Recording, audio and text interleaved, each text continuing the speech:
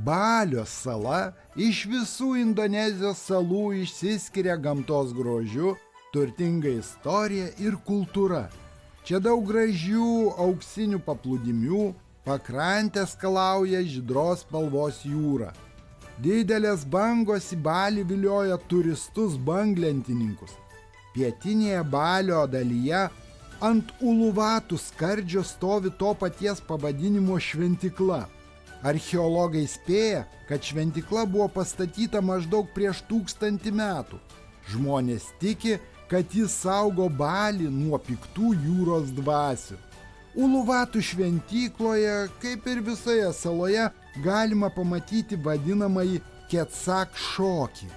Šokyje dalyvauja daugiau nei 100 atlikėjų, kurie šokdami skleidžia ir vis kartoja specifinį garsą.